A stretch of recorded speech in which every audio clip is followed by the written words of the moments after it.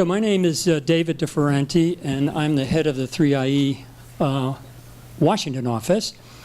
And this session will be organized slightly differently. We'll first have a conversation with Ngozi, Okonjo-Iweala, whom I'll briefly introduce. And then we'll broaden the conversation and have one with Danny Kaufmann, and I'll introduce him when we get to that point. In keeping with the practice for this meeting, I'm not going to go through the full lengthy introductions. With these two characters, that would take the whole hour and a half that we have. But I would like to start with one anecdote about Ngozi. And you've seen she's board chair of Gavi and a bunch of other things. She's also has been named by Forbes magazine one of the 50 greatest world leaders.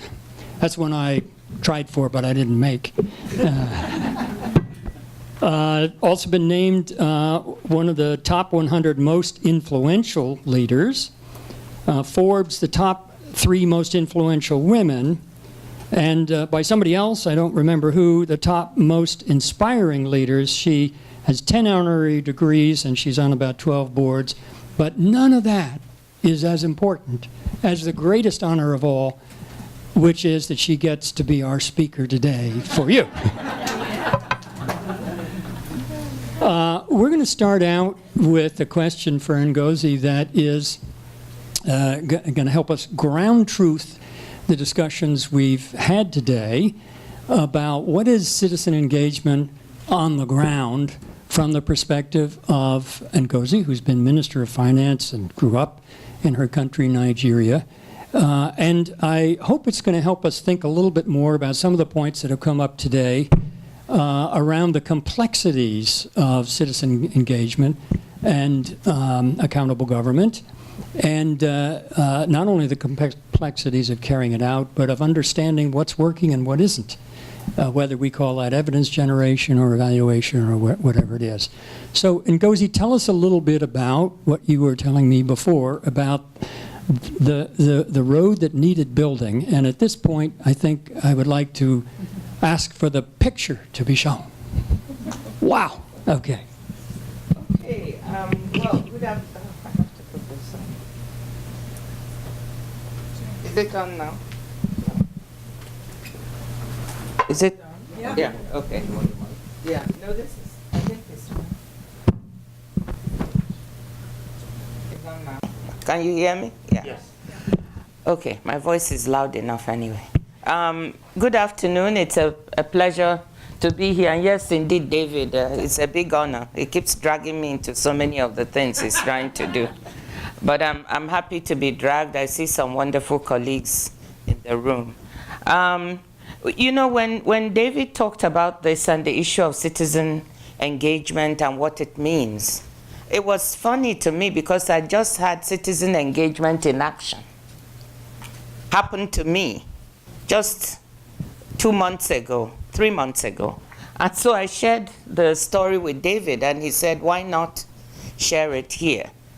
And it's a good story that has to do with the World Bank. So I'm always excited when there's a good story about the World Bank. Because much as I was finance minister of Nigeria, people also associate me with the bank.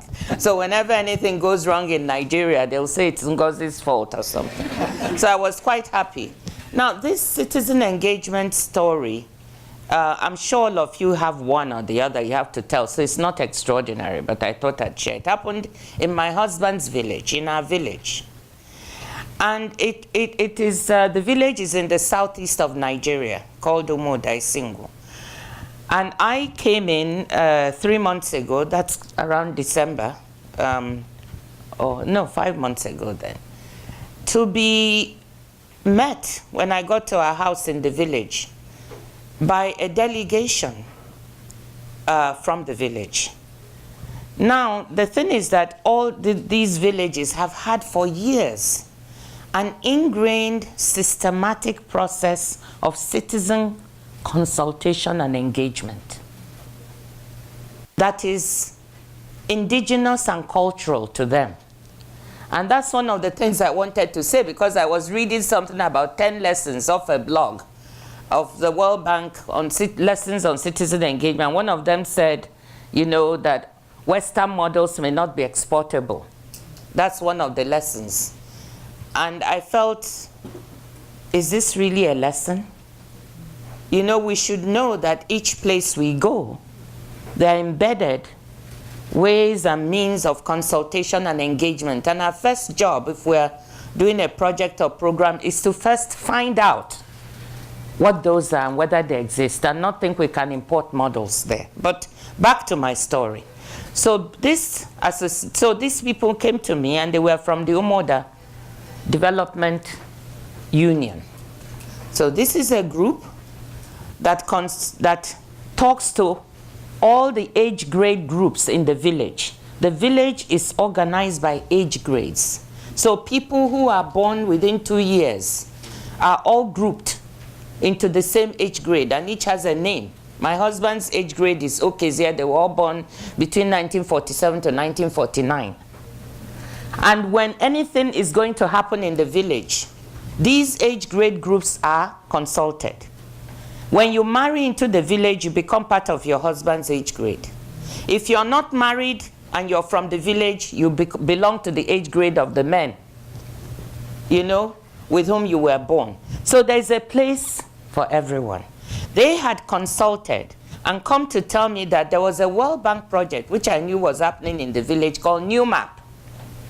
And that New Map it's about soil erosion control in the southeastern states of Nigeria. They were going to work, this beautiful thing you see now graded was a path with gullies, cut, erosion, impassable, linking 3 villages. And it had been their wish for a long time that government or someone do something about this so the villages could connect, because they were all kin. So they came to tell me that this project was just going to go a quarter of the way and stop. It wasn't going to go the whole 2 or 3 miles of this road, and that more problems would be caused by their working on this section. More problems would be caused on the other section. And so they wanted the World Bank not to just do this, but to look at the entire stretch and deal with the soil erosion on it. And so they had come to me because, of course, I had something to do with the World Bank, and having duly consulted with all the age grades in the village. And so I said, okay, I knew about the road. I went to see it for myself, to see the problem they were complaining about. And I was able to contact the World Bank task team. First, the project manager on site, who said, look, I can't do anything. You have to talk to the World Bank and see if they are willing to shape the project, because we've got a certain amount allocated to it, etc. I'm proud to tell you that I got in touch with the World Bank team, let them know what the citizens of the village, what they were saying. And even though they had not calculated the cost of the entire stretch, which was a lot of work, they listened. They came by, they reassessed, reevaluated, and redid the plan.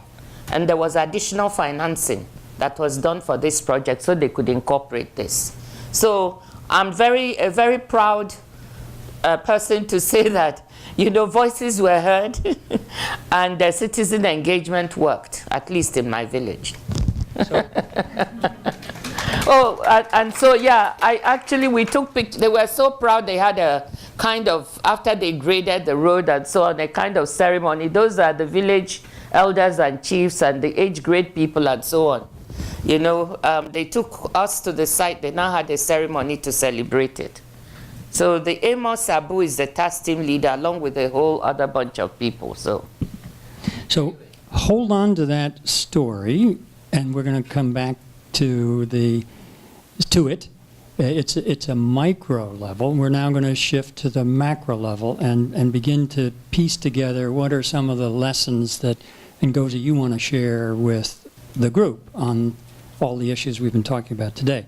The macro level, when you were Minister of Finance, you wanted to know what people thought, what voters wanted, what villages needed, and you wanted to have evidence, and you wanted to have a richness of opinion. You wanted to hear what all the differing points of view. You knew that people would disagree with you.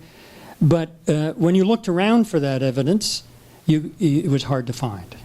And so to go back to our discussions earlier this morning, we talked about evidence generators reaching out. We talked about translators. Remember, this conversation started with the first session with Lily and with Santiago, beyond translators to policymakers and the complexities that arise there. And tell us a little bit, Ngozi, about your experience feeling you were blindfolded by not having enough information.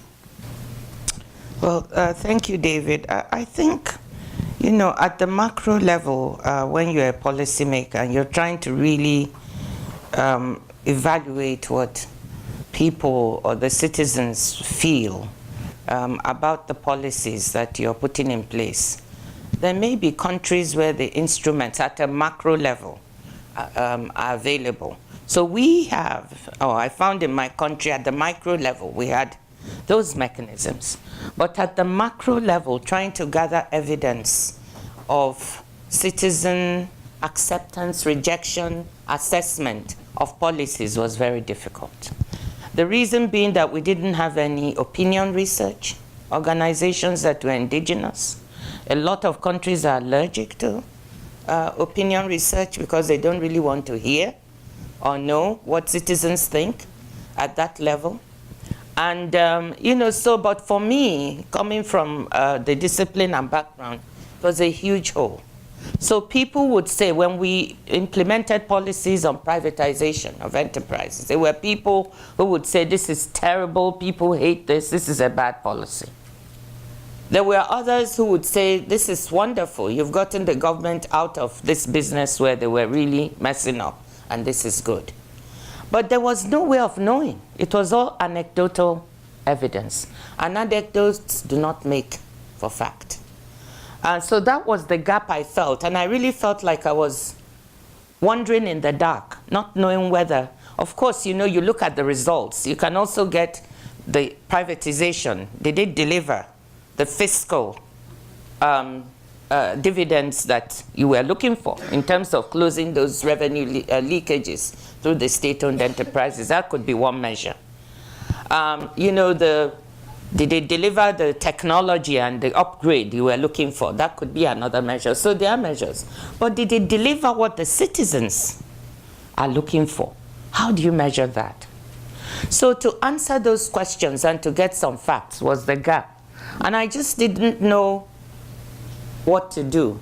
It was only after I left government that it occurred to me that, you know, we need to find some way of gathering this kind of information indigenously. And that led to the founding of an opinion research organization that I founded called NOI Polls, which I'm happy to say after 10 years is still functioning and does opinion research. So I went into a partnership with Gallup because we didn't have the technology, and they were wonderful. And we partnered for about 3 or 4 years. Initially, the first year, they were very magnanimous, but afterwards, they charged a price for it. But we learned, and after about 5 years, we were able to do all the analysis. And with that, we were able to pose these questions and go out and answer and find evidence on what citizens actually thought about some of the important policies that government was implementing.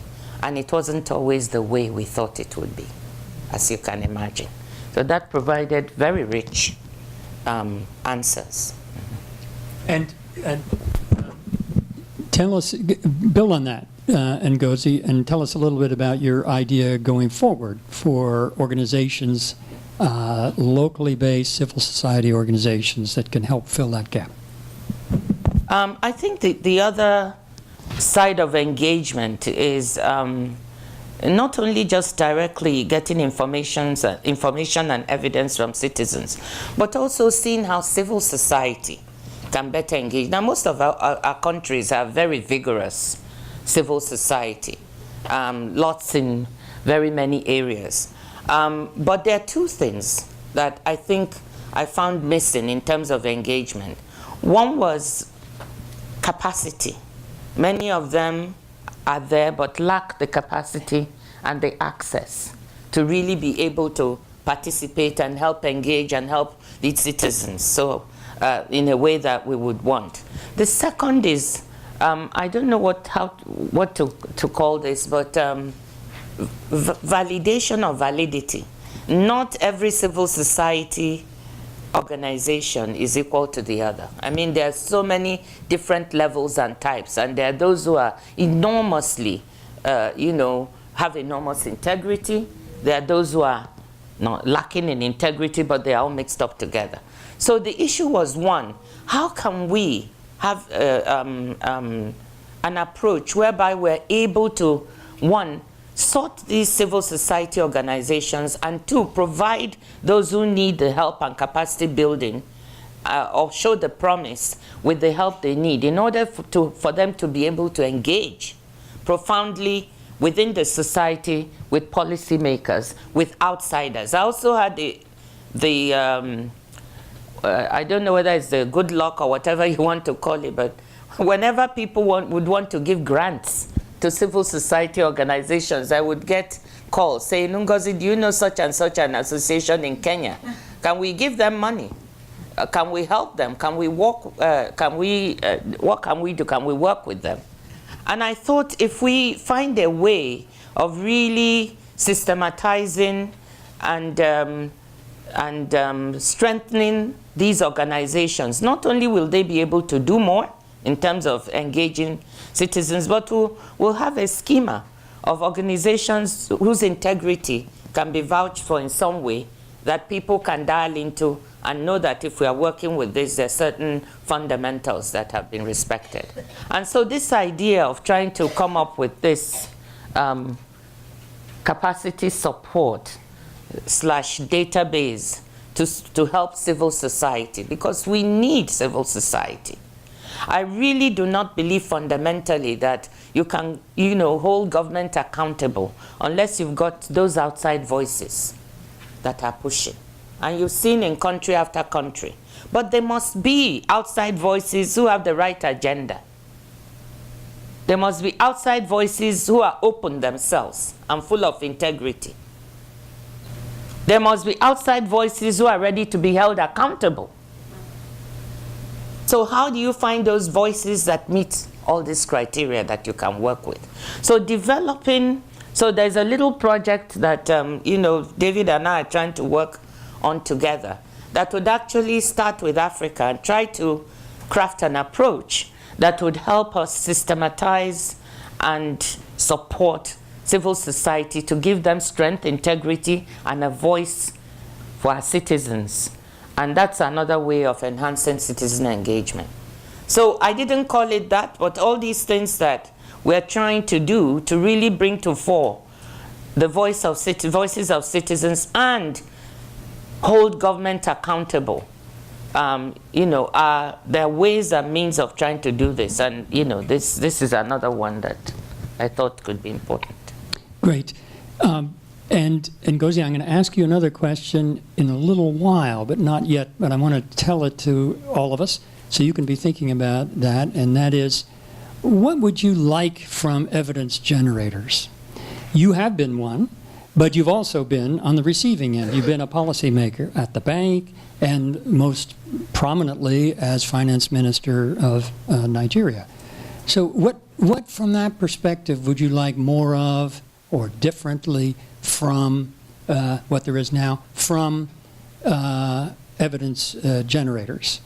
And for the audience, as you're thinking of questions when we get to that point in this conversation, what we've been hearing about here it fits within the discussion we've had about what is the ecosystem within which ideas about what works and what doesn't, what's effective policy and what's not, gets translated from the research to the thoughts and actions of policymakers. And that ecosystem includes some things that Ngozi has been talking about.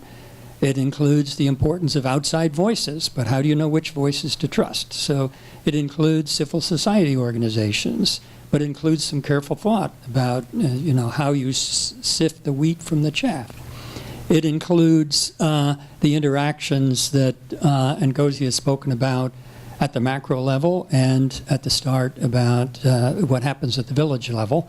And so be thinking about all of that. And I want to now add one more thing, and that is, Ngozi, you've also had experience as minister dealing with powerful special interests, rent seekers, powerful elites. You have tried to bring about reform. You have dealt with difficult characters, and you face the problems not just of impunity, which we spoke about this morning, namely you have engagement, you have participation, but the government says, I'm not listening, I don't care, talk all you want. But beyond impunity, you have forceful perversion, special interests sort of pushing on the government to go the wrong way. And this is money, this is corruption, and it can be dangerous, literally dangerous. And you've written a book about that recently. It's your latest book. In fact, I think that's the title, isn't it? Fighting Corruption Can Be Dangerous. Talk a little to us about that. Not can be, is. Yes.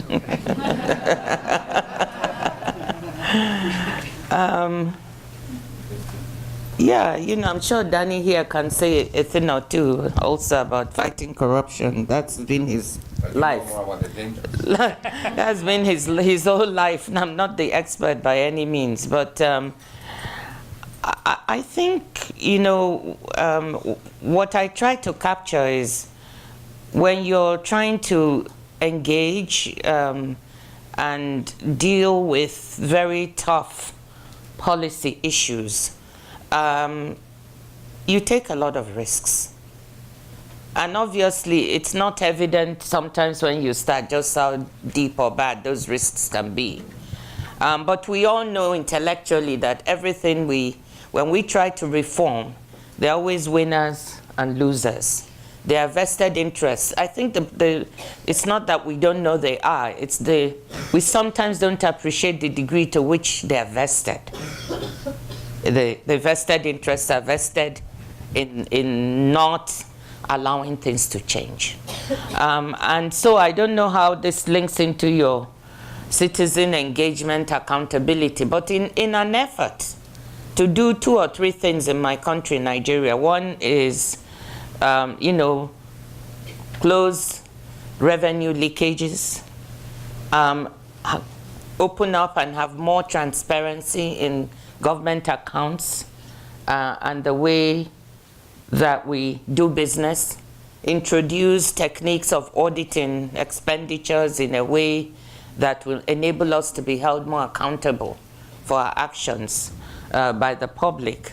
Of course, you run into interests who are living off of, whose, livelihood depends on some of these. So what am I talking about? One of the examples I gave in the book came from the oil industry.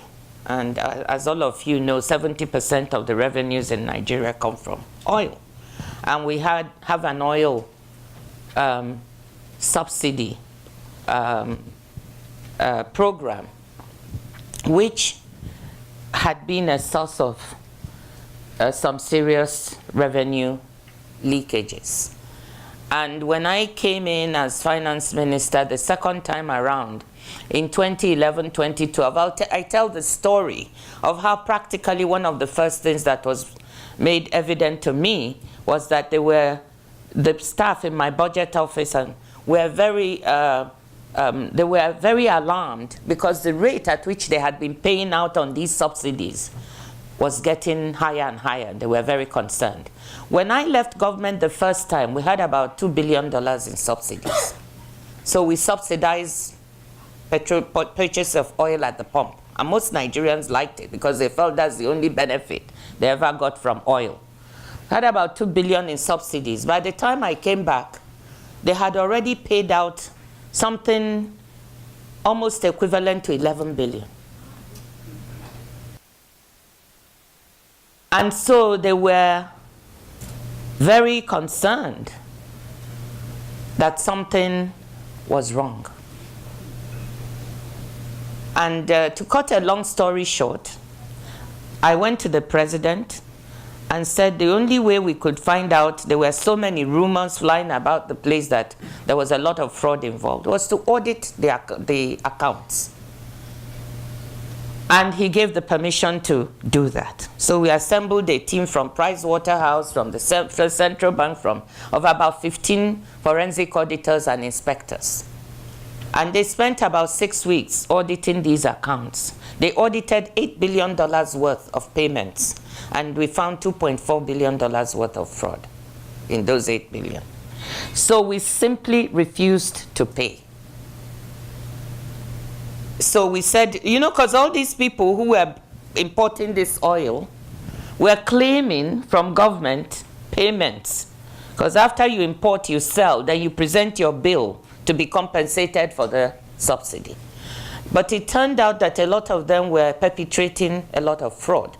For instance, this audit showed there were some people who claimed a certain ship had delivered oil in Nigeria. That was part of the audit on a particular date, which had been, you know, delivered and sold.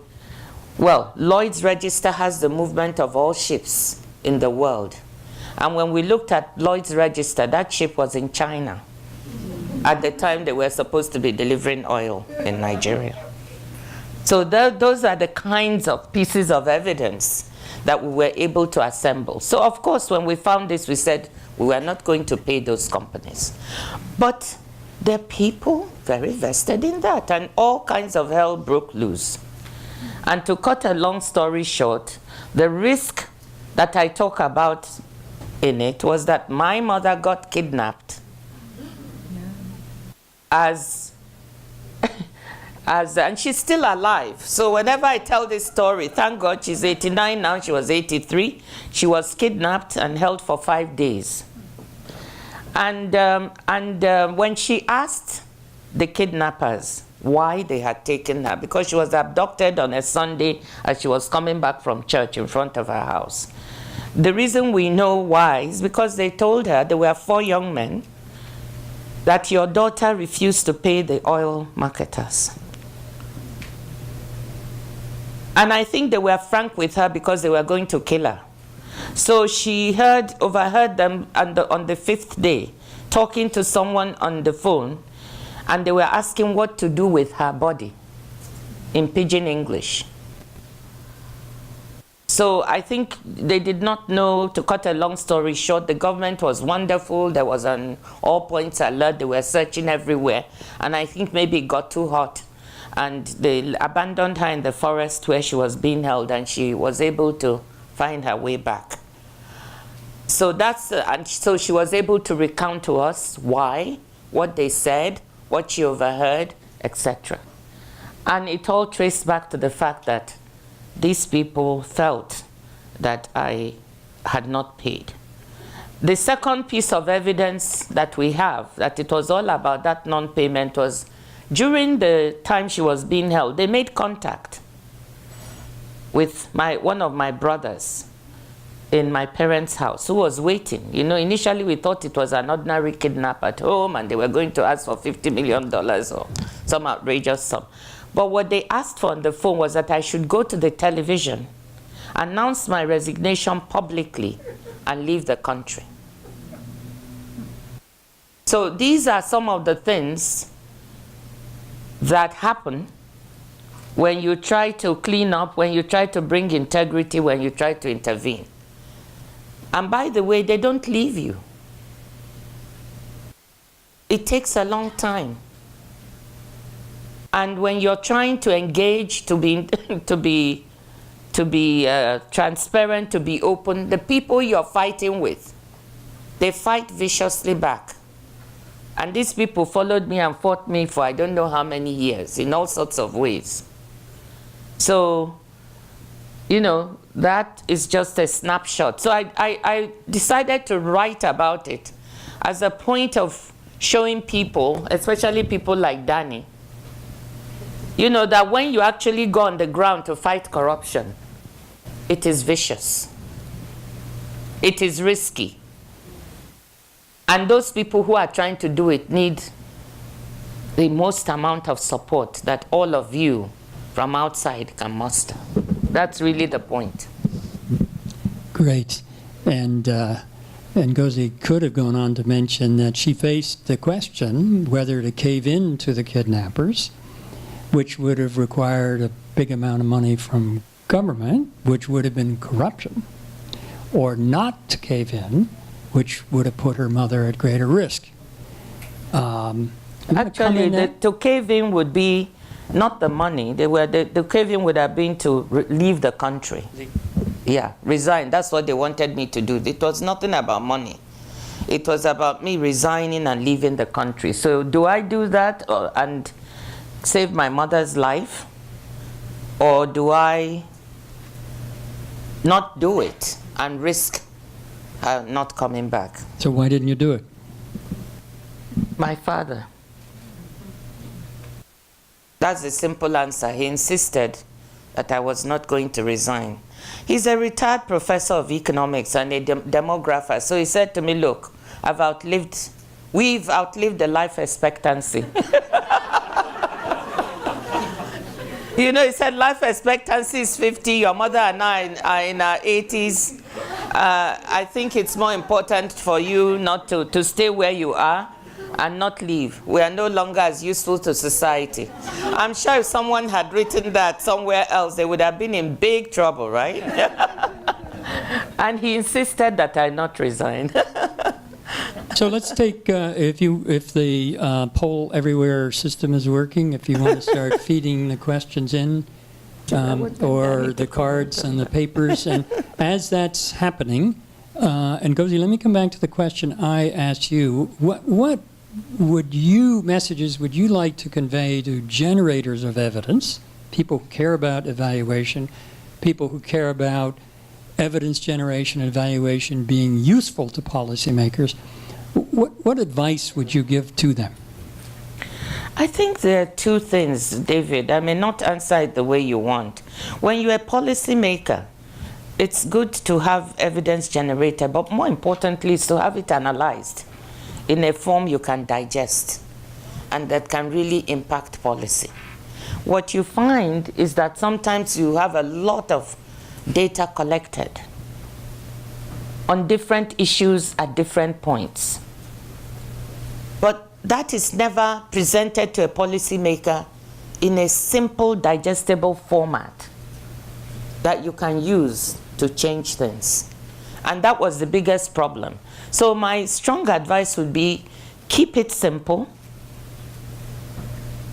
You know, try to focus on what are the questions these people who are making policy really want answered. Because we can generate lots of data about everything, right? And it may not be useful. What is it they are trying to achieve? And what's the singular 2 or 3 questions they want to answer? And then if you collect data, keep it simple, analyze and present in a digestible format that can enable changes in policy. That's what I would have liked. So you collected lots of data. And by the way, the other thing about data is integrity.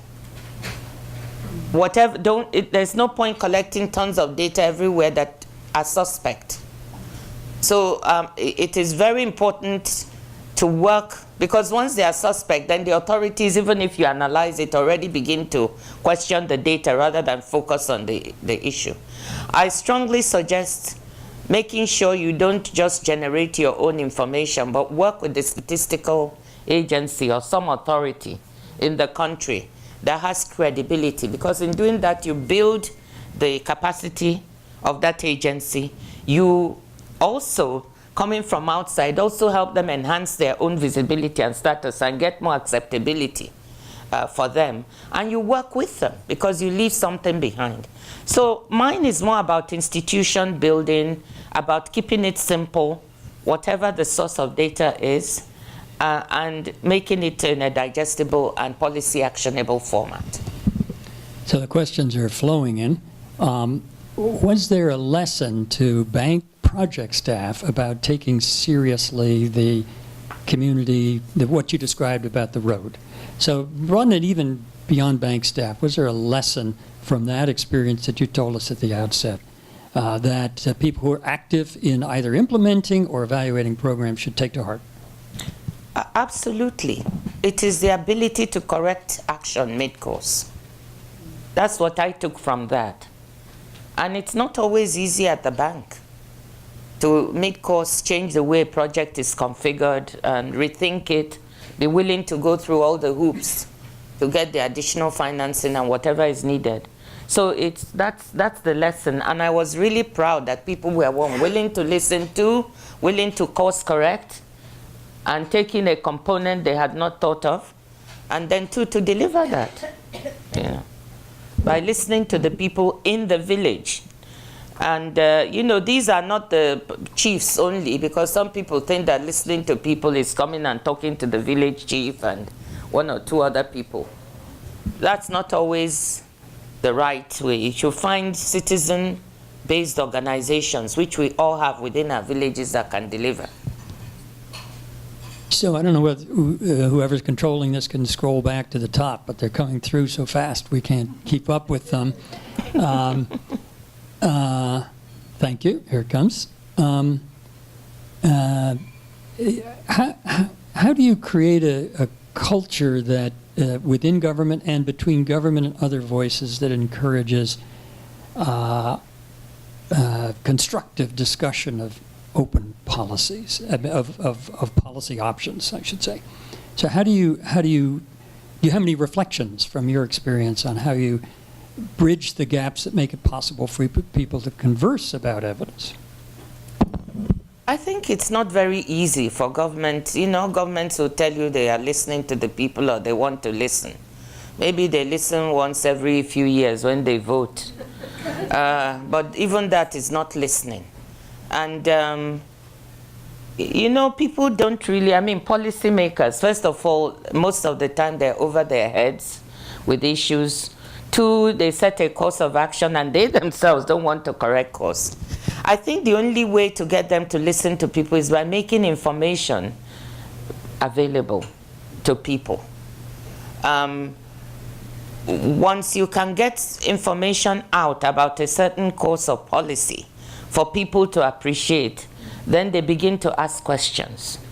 And those questions can be uncomfortable and at least will force some degree of engagement and answers, you know, to the people who are concerned.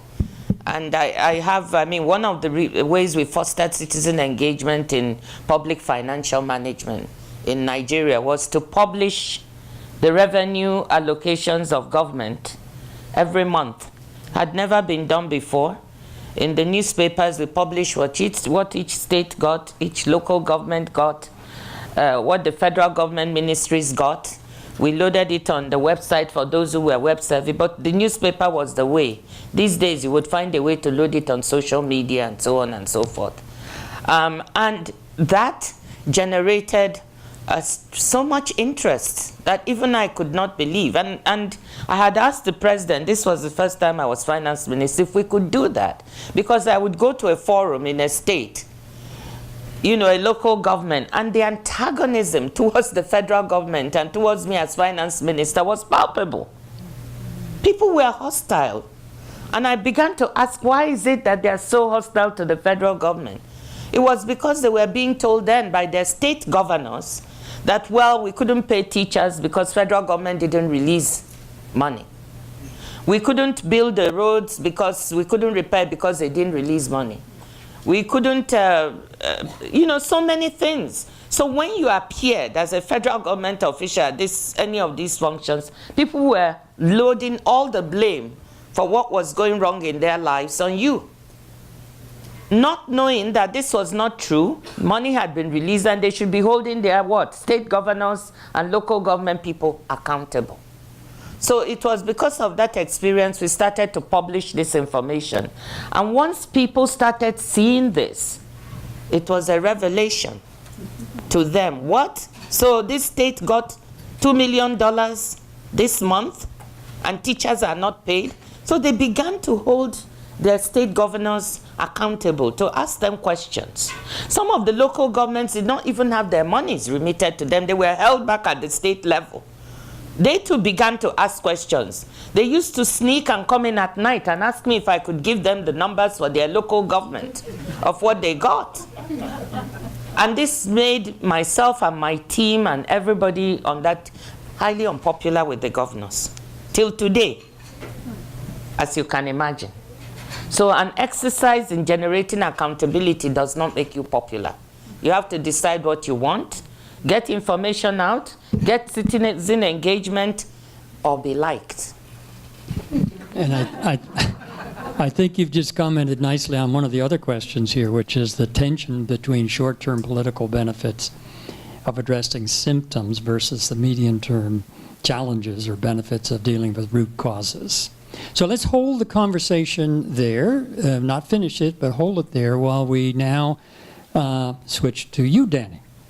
And I'm going to give you a chance. First, Danny Kaufmann, well known to many people here, in addition to his leadership on issues around governance and corruption in connection with the extractive industries or the natural resources and the organization that he had. He has been a contributor and advisor on governance generally for many years. And in many ways, he's an advisor of practically every panel you can imagine. So really thoughtful about all of these issues. And Danny, let's start with, if you have any questions for Ngozi that you'd like to ask, feel free.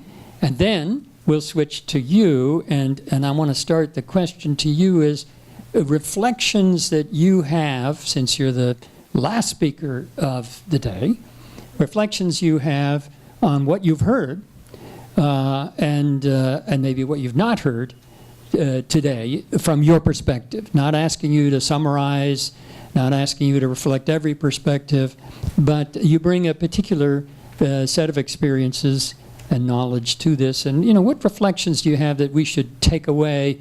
We should say, oh, we forgot this, or we didn't emphasize that, or something that really struck you as important. So you can take them in those two steps. First, any questions you have for Ngozi, and then that first question. Thank you. Yeah, I'm most interested in... You want to take one? No. Thanks very much, David. And I really appreciate that you're asking me to also ask a question to Ngozi, because otherwise it's an impossible act to follow, obviously. What can I say after Ngozi? And I do have a question, which I will start with a personal anecdote, because obviously it involves Ngozi. And this is about 15 or a bit more years ago. You, Ngozi, were already the super minister of the economy and finance in Nigeria after one of the World Bank stints, and you asked me to come to your country because we were doing evidence-based governance and anti-corruption work. You felt already back then that this was such a priority, and the importance of evidence-based in that notion. You organized the whole cabinet, including the president, and we had a fascinating meeting, and you encouraged me. I still remember, please, I was a World Banker. The slides have to be very simple and very clear, and make it very clear. And you were incredibly aware about the importance of internalizing that, the data, but not only with that group. So the question there, and you just made such a different potent illustrations of that more than that is needed, but you also said you started your own company of polling and so on, which was a very important initiative, and I remember our discussions at the time on that. And this came throughout the day today, that even some questioning about just the value of information, or even questioning whether more subjective or quantitative data is maybe preferred in some cases.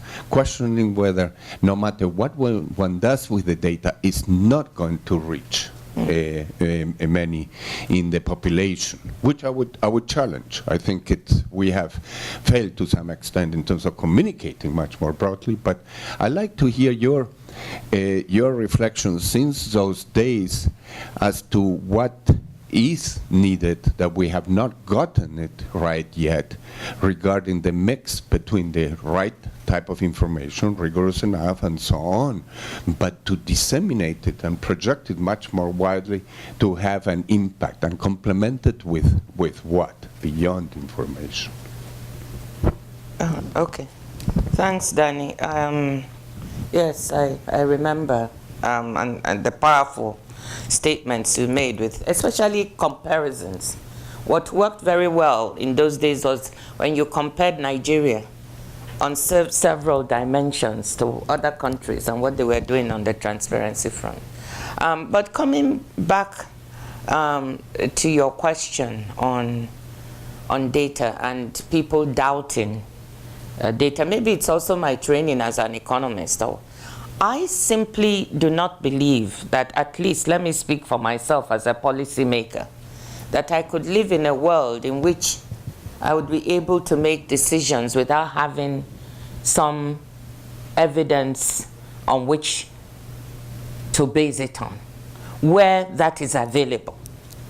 I mean, there are cases where it's not available, but where it is available, it is always important to sift through that information and make the decisions or the policies you're going to make based on that, and not just on anecdotal or what people are telling you. So I'm not in the school of those who believe that, you know, quantitative data doesn't matter anymore, or, you know, evidence. No, I think it matters even more in these days of so much.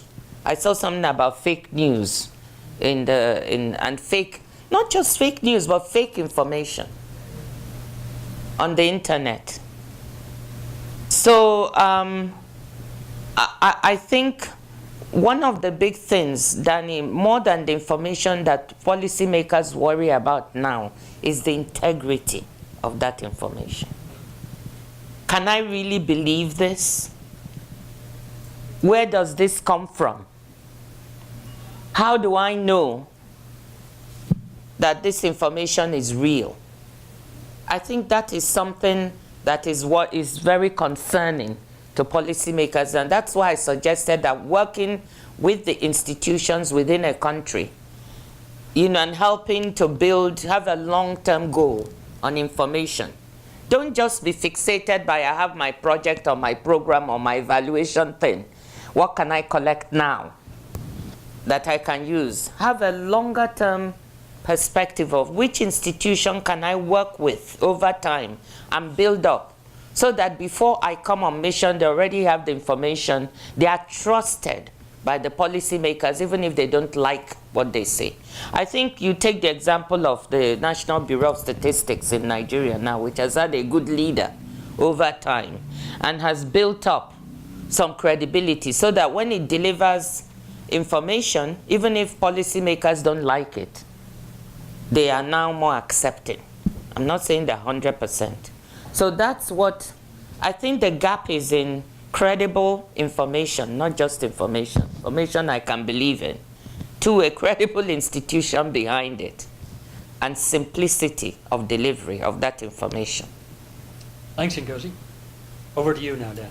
Thank you, Ngozi. And that's a good segue then to a few remarks, if you allow me, with humility, because I'm following Ngozi, but we'll come back, I'm sure, to you and the discussion. And what I will try to do is distill some of the admittedly biased notions that I gathered through the day, and put it in a handful of points, which I will not be able to do full justice, so that we have a fuller discussion. But for full disclosure, to say up front that they do reflect where I come from, some of my views. So this should not be construed as a summary or doing full justice to the incredible richness, expertise, and experience of every participant and panelist today. And I will start from the bottom up because I was asked to say something also that is related to the enormous richness of the evaluators and the evaluations that have been done by both the World Bank, 3IE, and many others that are sitting here. So one issue that came through the day, and it goes to Ngozi's point about the absolute importance in this era of the fact-based challenge by fake news and others, is where do we go next then regarding the evaluation models and the data that will be generated. And one concern that was heard implicitly and somewhat explicitly through the day is regarding the relevance and validity, particularly external validity, if one just subscribed to one model like RCTs. On the other extreme, it was mentioned, well, let's not underestimate just how... What's RCTs? Randomized controlled trials. Controlled trials, okay. Yeah, so okay. The randomized, which have gathered major attention over the past few years, and it's much of the incentive structure nowadays in academia that's going in that direction, which has been questioned in terms of many of the practitioners and many of the organizations where we work. Okay, but how do we draw inferences that are useful today or even in 6 months when it's something very expensive, not necessarily scalable or replicable? Now, it has been traversing to more meta-evaluations and drawing from 6, 7, 8, 9 studies, and that can be useful, but there may be a call here for also considering integration with other methods, which some organizations do use, more mixed methods. But I'd like to also bring back, and I betray here my gray hair, and as an economist, remember econometrics? I think the fact that many years ago there was some discrediting, and for some good reason, about simple, ordinary least squares.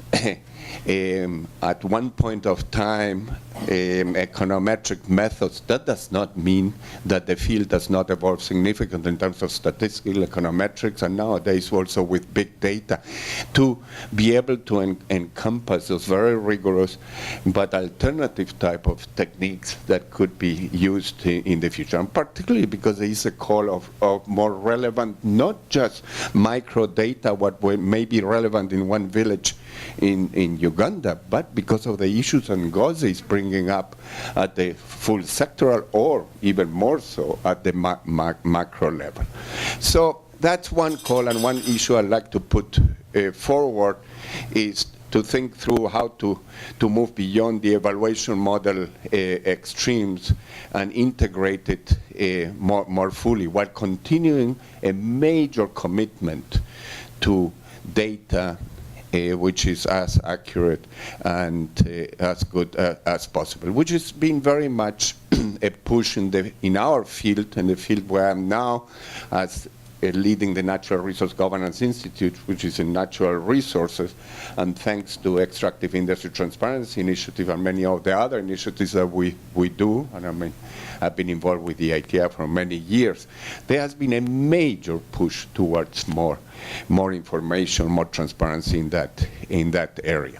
And that leads to the second point, which also came up earlier, and it was even framed in ways that I've seen it framed in many places, including in our field, the balancing act between rigor and mass dissemination or access. And I'd like to put also the case that we need to traverse beyond that notion that there's a balancing act needed, as if there was a trade-off. And that goes again to the point that Ngozi made.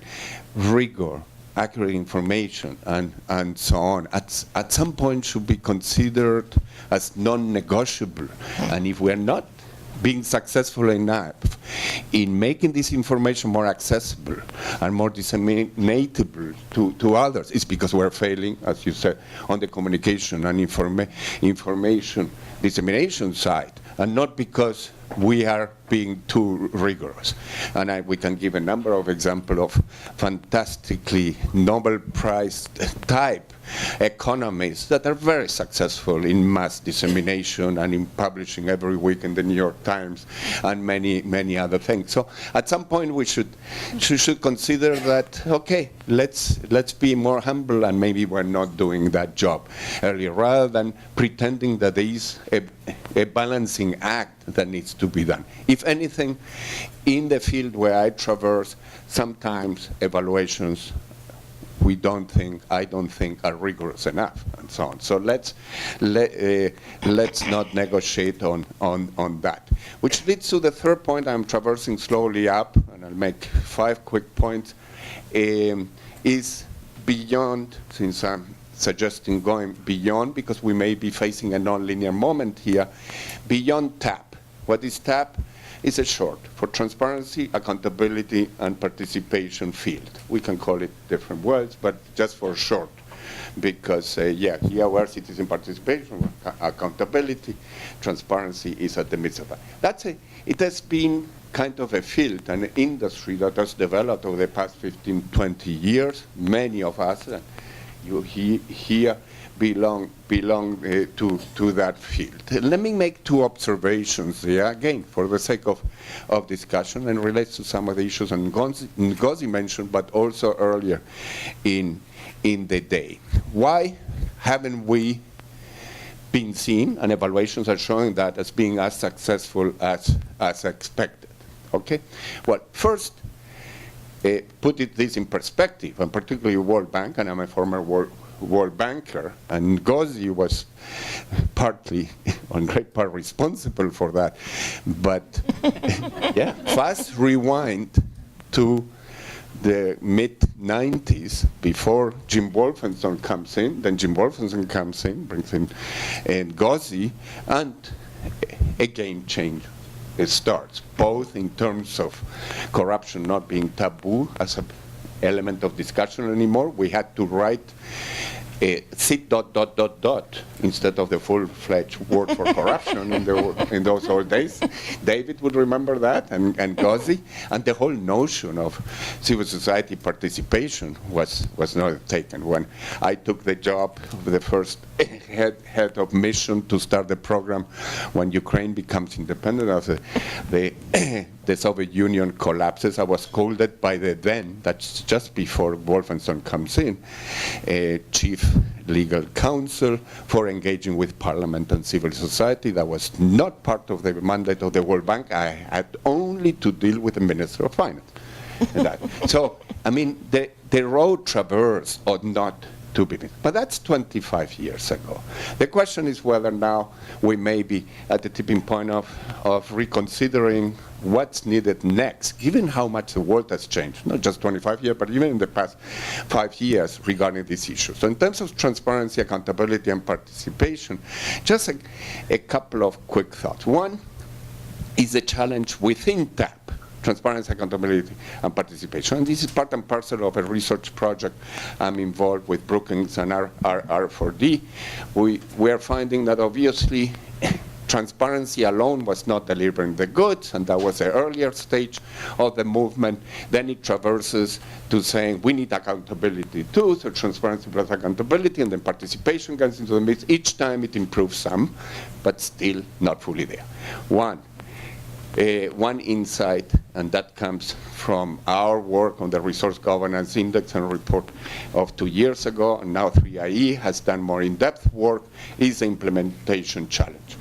Even if those 3 areas are well designed, or relatively well designed, but then somehow one issue is to adopt the policies, the regulations, and the laws that is needed, so it's in the law, but it doesn't necessarily get into practice and implemented, and there are all kinds of reasons for that. But then, less obvious to our field has been, even where that happened and implementation is done, the goods are not fully delivered because there are absolutely crucial complementary reforms outside of the TAP field, whether it's in terms of legal reforms, administrative reform, public finance reforms, Warren Frank-Kraft-Schick reform that. That's something that the likes of you fully understand. But we're still, all of us, not just in this sector, the TAP sector, but others, a bit siloized, and we do not consider sufficiently the importance of those complementary factors.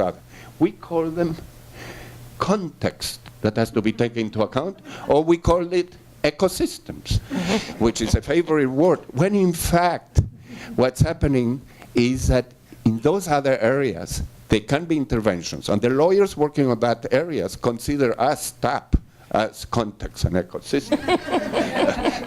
So I would like to put forth the importance of moving forward in that context, more integration, which implies interdisciplinary work, not only intersectoral, but interdisciplinary work on that.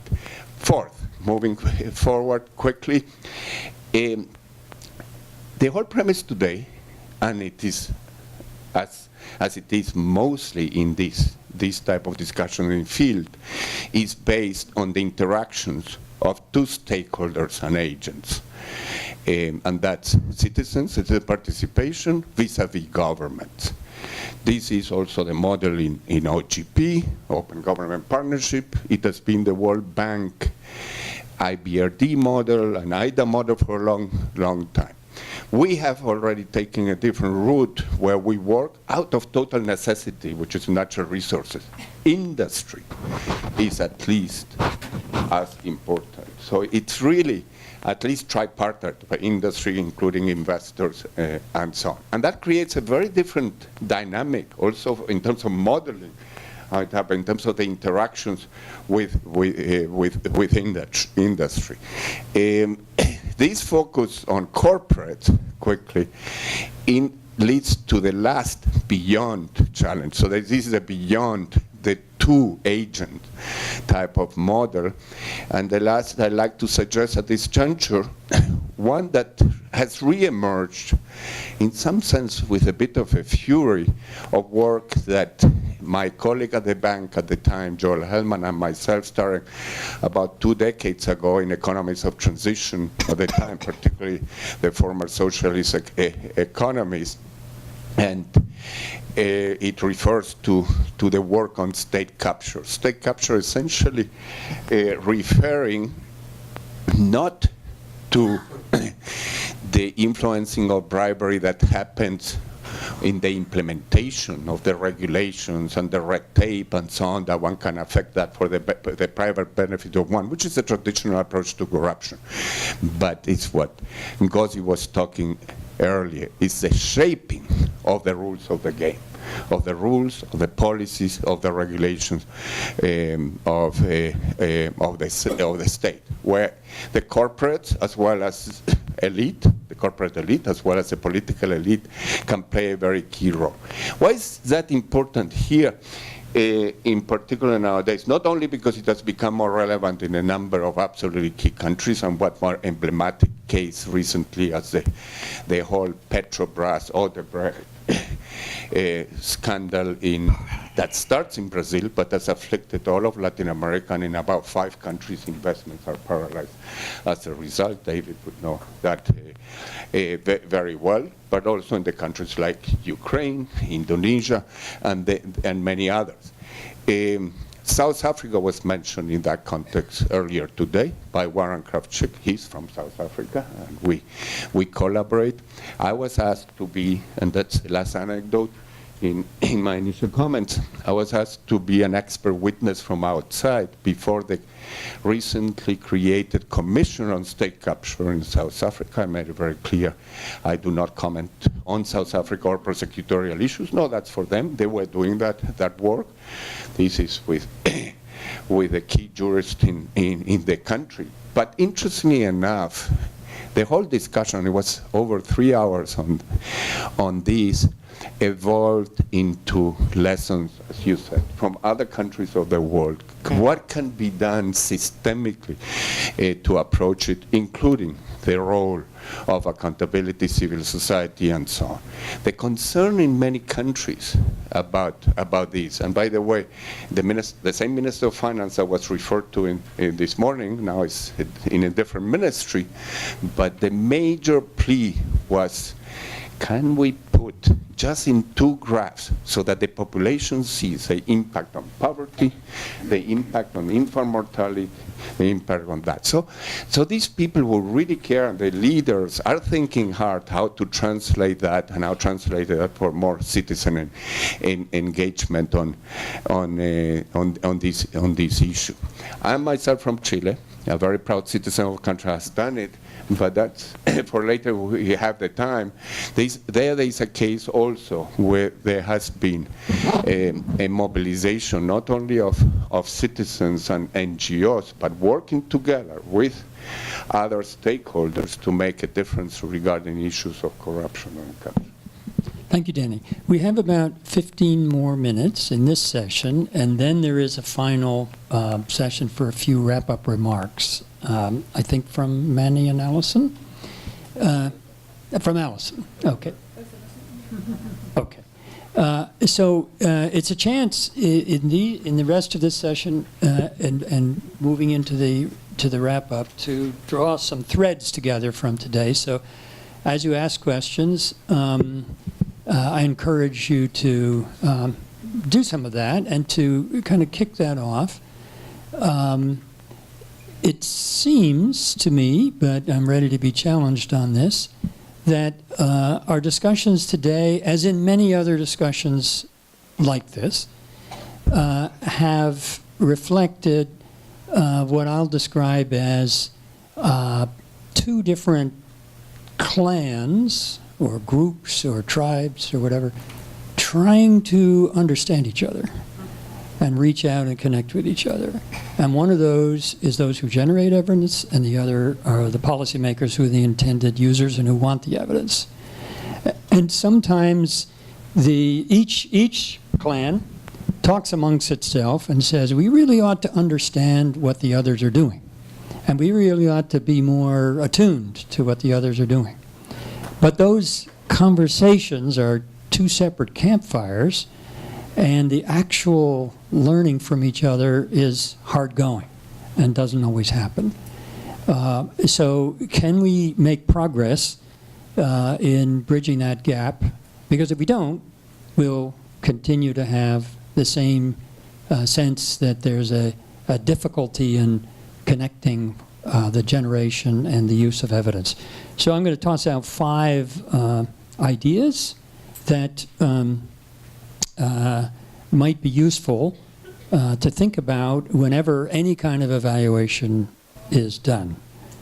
And people can, I'm sure, improve on this. First, who is it for? Be pretty clear on who is it for. And we've heard lots of things today. There's a difference between the country and the government. There's a difference between the population and special interests. And there are many other who's it for questions. Second, what will it take to give them, the primary audience, to gain from the primary audience their trust? So we heard Ngozi today say, they really have to trust you if they're going to listen to you. No matter how good our evidence is, they have to first have that trust issue. So what will it take to gain the trust of whoever it's for? Third question, what will it take to meet their needs? What are their needs? And what will it take to, they want something. They don't necessarily want 3-stage least squares, general equilibrium models, whatever it is. So we have to attune to that. Fourth, what degree of precision or evidence will it take for them to say, I think we know enough to make a decision now? So, sort of match the level of precision and therefore the amount of work involved to the audience and its needs. That's the fourth. And then the fifth, what do we as evidence generators need to do in order to arm, meaning give ammunition to the policymakers so that they can carry their case with their constituencies, arm them with evidence and stories and narratives. So I'm just tossing those ideas out to think about and inviting further questions. And so let me come back to our two panelists. One of the questions has been, what makes you, both of you, what makes you optimistic about change? How can we reinforce forces for good? So give us a few rays of hope that we can go out with renewed energy as we go forward. Both of you. Who wants to start? Danny? Go first. No, you go first. Well, maybe this is the opportunity. The most, and I'm biased, of course, where I work, but I do believe it, and I was speaking before with key people in the bank working on fragility. Fragility is a nice concept. You started working on that at first, fragile state, before the quasi-failed, fragile state. The intersection between fragility and resource dependency is enormous. So arguably, the most important challenge nowadays in development is improving governance in resource-dependent countries. And we have data showing. 1990, MDGs start, okay? 20% of the world population lives in resource-dependent country, out of which 25% of the poor lives there. So almost proportional, not quite. Governance has continued to deteriorate in those countries, not markedly, but it does not improve. While in the rest of the world, it has improved, okay? If that picture doesn't change, by 2030, over half of the poor is going to be in a resource-rich country, 1 billion people, and that would not have declined at all, even though in the rest of the world there's a massive decline. So that's very sobering. What makes me optimistic is that that's an average picture, is very sobering. Most countries have not been progressing, but there is a group of countries, even with having those resources and many initial challenges, that are showing that yes, it can be done, including in Africa. And we have great examples, including of disclosures at the micro level, at the sector level, and at the macro level, the Ghana, Botswana, and so on. And obviously, countries like like Chile, and there are some in Asia, are showing that yes, it can be done. Let me just give very quickly. What happened in Chile? There was a scandal, a corruption scandal, which some friends in a neighboring country said that it would not have been news in the neighboring country, but in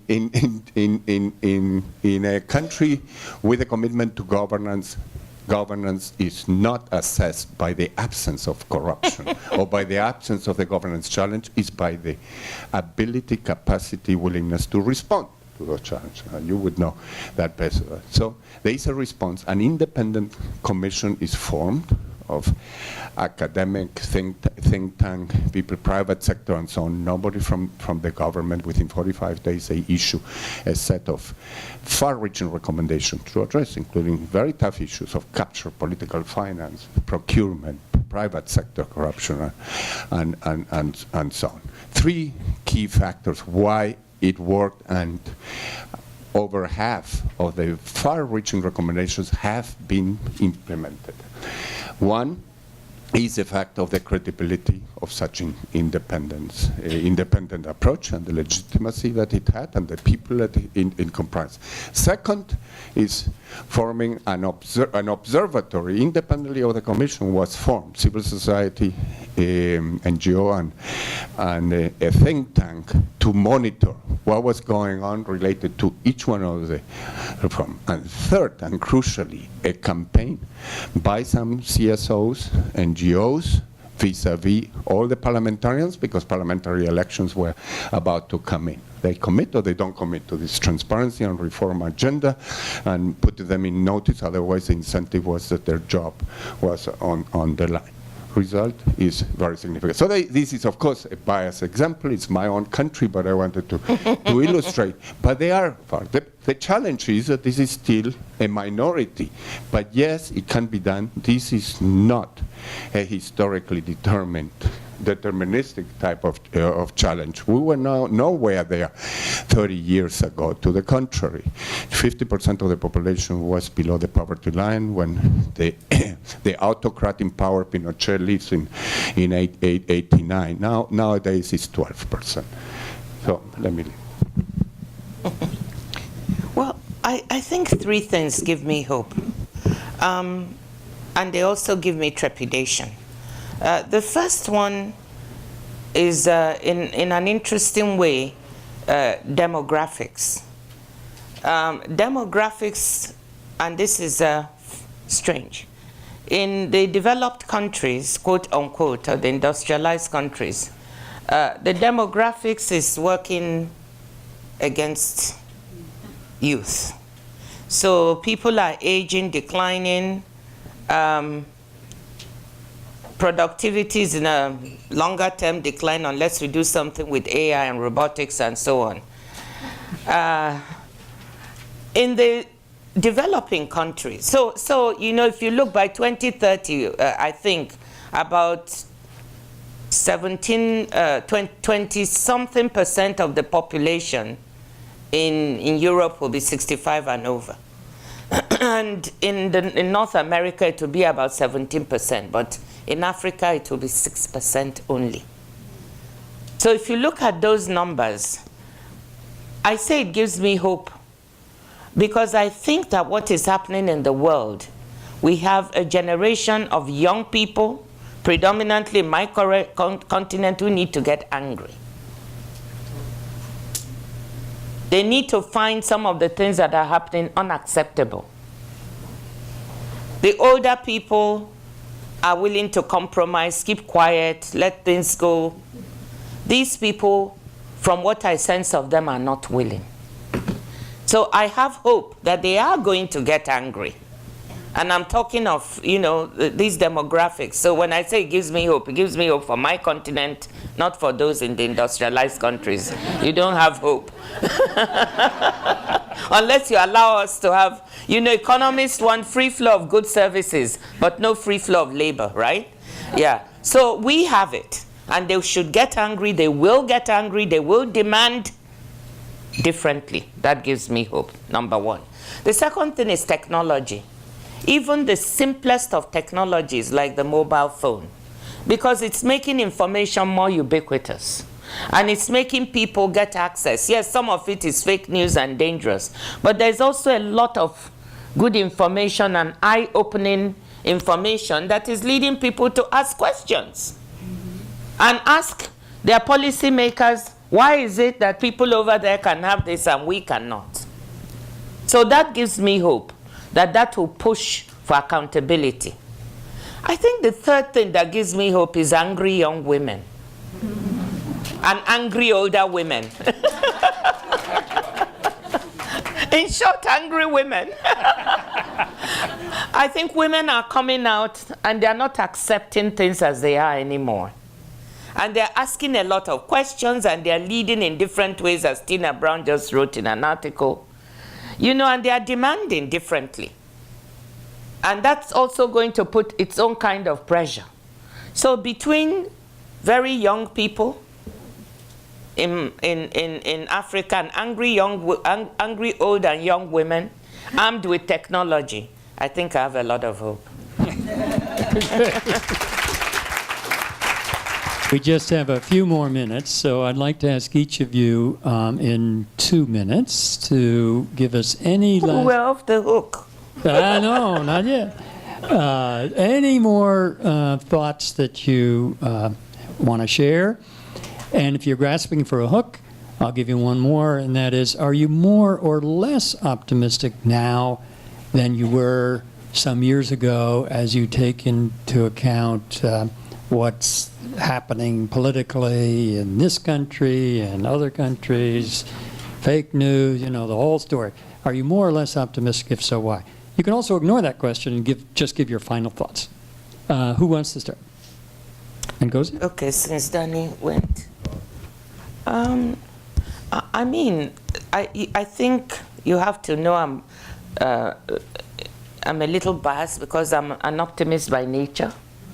And when I can't solve one problem, I move on to the next one I can solve. And don't spend all my time, worrying about the things I can't solve. I also take a long-term view. So whilst I'm not particularly happy or pleased or particularly optimistic about the juncture we are now, there are term limits.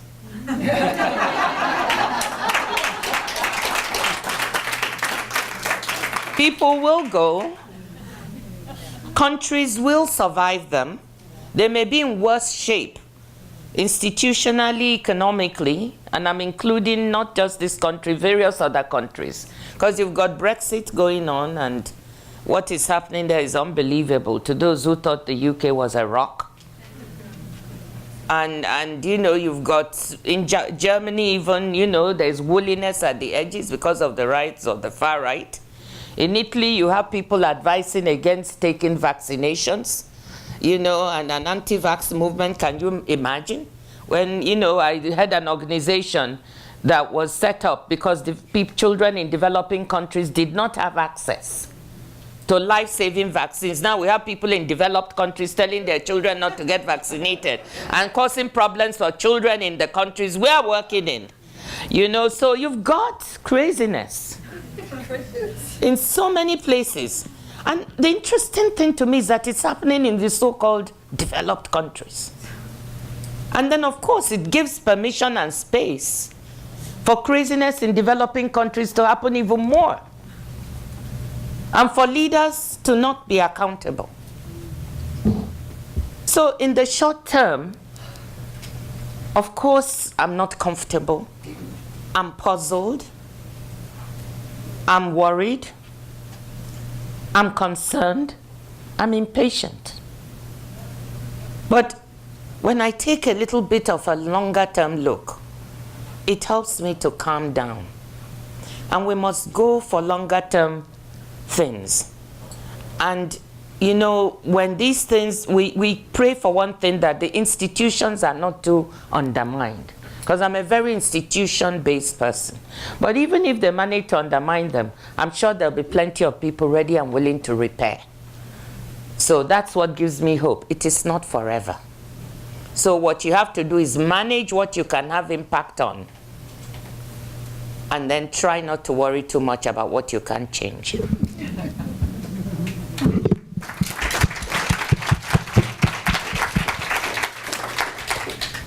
Again, what can I say? Maybe two complementary reflections. One, sorry to be dry, a bit wonky, and maybe the second related to Ngozi and others. The wonky one is, if we accept the notion that there has been and it's ongoing enormous change, we superimpose it to the notion that we cannot predict which way these changes will continue going. The only thing that is certain is that there will be more change.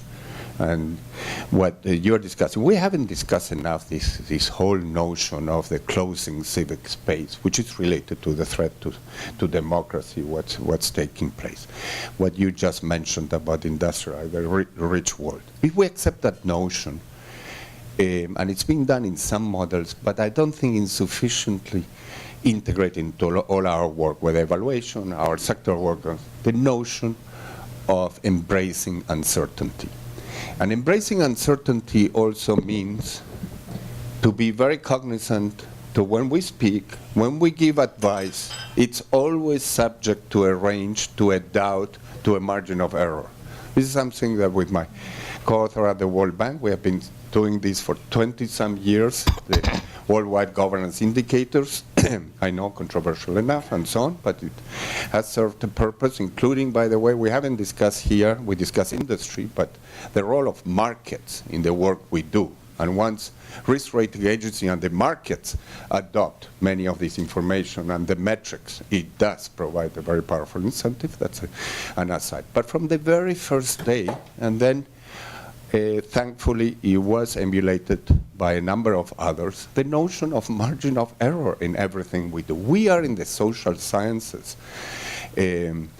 We know that even GDP numbers are subject for a very significant margin of error for a variety of political and other reasons that's not usually measured or put very officially out. But in our fields and where we work, I think it's very important to put that. But that also applies to, in terms of the range of options, and when evaluation is done, in terms of both the implications and what needs to be done to design projects better. Let's embrace the notion that they need to be experimentation. Theories of change of this era and the era ahead ought not be linear and pretending that we know exactly what's going to be the path. And nowadays, there are very rigorous methods to integrate in an almost certain fashion uncertainty. So, and I think much of this discussion embraces that. Let's embrace doubting. I mean, just because some of us at different points during the day are up here doesn't mean that we have the answers. The best definition of an expert was given by Mark Twain some years ago when he said, an expert is somebody from out of town. So, let's put that in that context. And that leads to the... And experts are dead anyway. They're totally out of fashion. So, grain of salt, but not a grain of salt, but that can be nowadays done more rigorously, including the data itself. There are such methods now that the data itself, one can be very transparent and precise about the extent of imprecision in the data. And those are the type of models we have used. And that's, I hope that we can discuss that further with the evaluation community. Regarding optimism or not, yes, because of all what Ngozi mentioned, very cautious, because we have a very serious problem, particularly in a number of absolutely crucial rich countries, industrialized countries. And they watch each other. We can discuss until midnight what collusion exists or not. But the sharing of information and watching each other's shoulders and what's happening in terms of the movement away from democratic institutions is very, very real. And it's not just looking here, but the most important country in the former Soviet Union. I was just in Istanbul recently, and we can mention a number of others. And then it's a different dynamic of what's happening with Brexit. Now, what gives hope, and I go back, and I will not mention again the whole case of Chile, but in Latin America, it's not universal. But in Latin America nowadays, there is a movement. It's a two-tier movement. One is citizens. For the past 5 years and so on, we have detected, and even in some of the evidence, they have said enough in terms of tolerance about impunity and corruption. That has not happened. We'll see whether tomorrow this has happened in Israel or not, which is a country-wide study, so I know very well. So it has not happened universally, where there's been a certain tolerance to these problems and issues for a variety of reasons among citizens. In Latin America, we crossed the Rubicon already a few years ago, and that's at the citizen level, and we have witnessed basically heads of states losing their jobs because of citizen participation and other major movements, the Perus, and what's happening in Brazil, and so on. Second, at the higher level, among enlightened leaders, they are saying, we are now on our own. We cannot rely on the United States or on other big countries. This is our opportunity then. So there are countries which before were considered part of one of the spheres of influence of the big ones that have been growing, have been more successful, that are prepared then to go the next stage on their own. As a citizen of one of these emerging countries, I consider that very powerful and very important. The last point I wanted to make on this, and That's a question mark. At the end of the day, we have danced around one key aspect of good governance, and that's we have not mentioned, and that's courageous leaders. That's why it's fantastic to have the honor to be with Ngozi here. I cannot really tell. It's very difficult to measure, and the margin of error can be large. I cannot really tell whether we may be entering an era of more or less of those. And if the era is going to be of less of those because either capture, fear, or others, we are in trouble. Because ultimately, people and leaders can make such an enormous difference. Thank you. So, please come back 100 years from now when we reconvene this session to find out how it comes out. With apologies to all the wonderful questions. We didn't get to all of them, and apologies to Allison for being a little bit late, but take the extra time. Please join me in thanking our wonderful panel.